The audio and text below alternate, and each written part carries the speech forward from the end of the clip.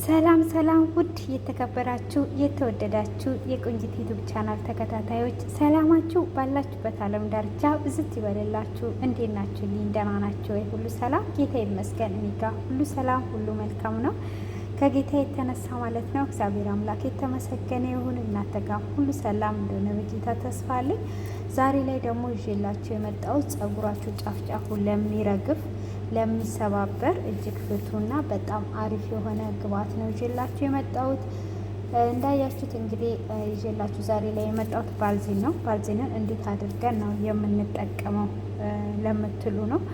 ባልዚን በትክክለኛው መንገድ ፈጣንን ለውጥ ለማግኘት እንዴት አድርገን እንጠቀም ለምትሉ እህቶች ባልዚንን ብቻ በመጠቀም ጸጉራችሁ እንዳይሰባበር ማድረግ ትችላላችሁ። በተለይ ጸጉራችሁ ለሚረግፍ ስታበጥሩ ጫፍ ጫፉ እየረገፈ ለሚያስቸግራችሁ እጅግ መድኃኒት ነው ማለት ነው ባልዚን። በሌላ መልኩ መጠቀም ትችላላችሁ። ሮጦ አልሄደም የት መሄድ እንዳሰበን እንጃ እንግዲህ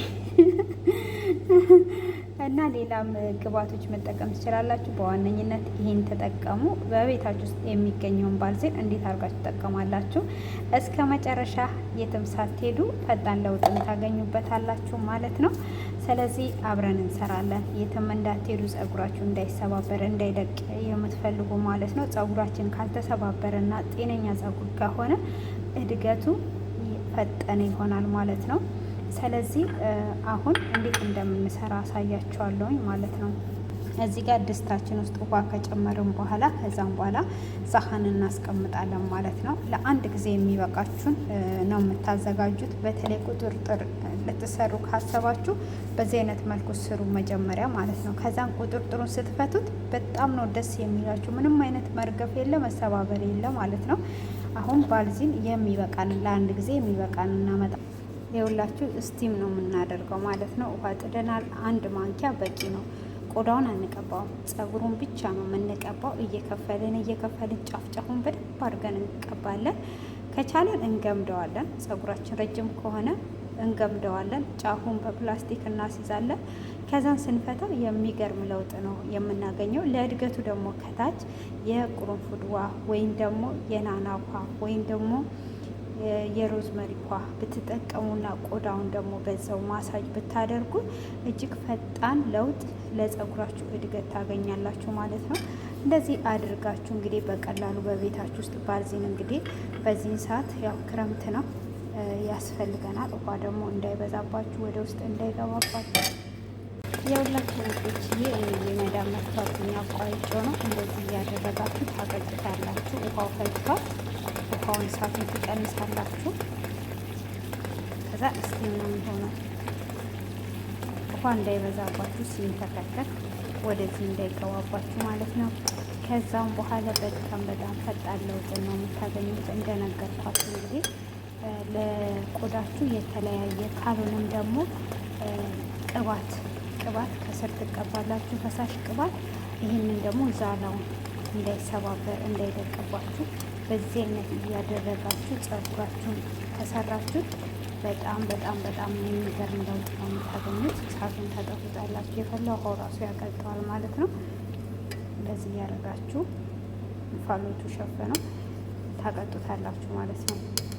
ከዛም በኋላ እንደዚህ እያደረጋችሁ ጸጉራችሁን በምትቀቡበት ሰዓት ጸጉራችሁ ልስልስ ነው የሚለው፣ ምርግ አይልም በምታቀልጡበት ሰዓት ማለት ነው። ከዛ ምን ታደርጋላችሁ? ቫይታሚን ካላችሁ ቫይታሚን ትጨምራላችሁ፣ እንጨምርበት። ከሌላችሁም ደግሞ እንደዚሁ መጠቀም ትችላላችሁ። 2 ጠብታ እጨምርበታለሁ፣ ቫይታሚን ሲ ማለት ነው።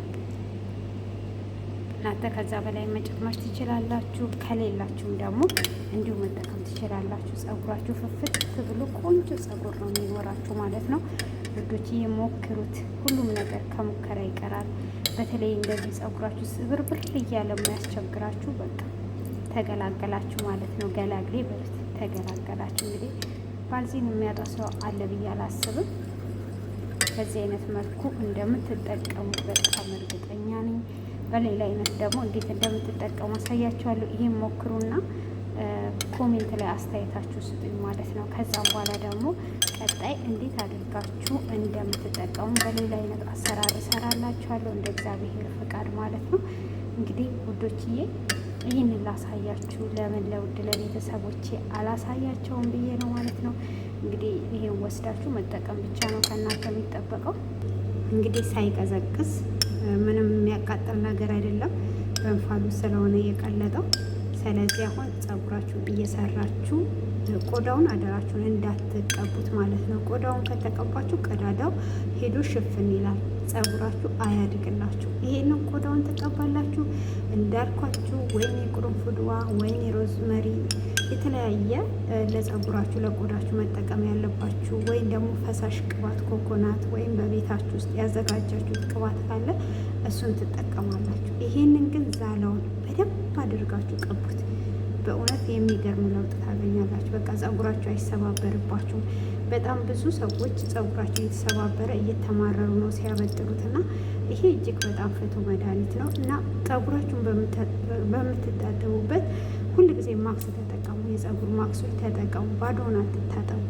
ከዛ ስትወጡ ከሸዋር ፈሳሽ ቅባት ሙሉ ለሙሉ እርጥብ እያለ ተቀቡት። እርጥብ እያለ ከተቀባችሁት በኋላ አበጥሩት። ያን የሆኑ እርጥብ እያለ ከዛም በኋላ ከደረቀ በኋላ ደግሞ ይሄን እንደዚህ አግልጣችሁ 3 ቦታም ስሩት፣ ቁጥርጥርም ስሩት፣ እንደፈለጋችሁ አድርጋችሁ ዛላውን እየቀባችሁ ስሩት። በጣም በጣም የኔ ፀጉር ነው ወይ ለካ ፀጉሬን ራሴ ነኝ ያበላሸሁት እስክትሉ ድረስ ለውጥ ይሰጣችኋል። ስለዚህ እንደዚህ አድርጋችሁ ተጠቀሙ ትላችኋለሁ። ለቆዳችሁ ለማንኛውም ነገር እንደዚህ ትኩሱን ስትጠቀሙ ፈጣን ለውጥን ታገኛላችሁ። ውድ የተከበራችሁና የምወዳችሁ ቤተሰቦቼ በትዕግስት እስከዚህን ሰዓት ስለተከታተላችሁ እጅግ ከልብ እያመሰገንኩኝ በዚሁ ለያያችኋለሁ። እግዚአብሔር ፈቅዶ ደግሞ በአዲስ ቪዲዮ ጠቃሚ በሆነ ቪዲዮ እንደ እግዚአብሔር ፍቃድ በድጋሚ እስክንገናኝ ድረስ ሁላችንም የእግዚአብሔር ጥበቃና ምሕረት ከኛ ጋር ይሁን እያልኩኝ ባይ ባይ። አመሰግናለሁ።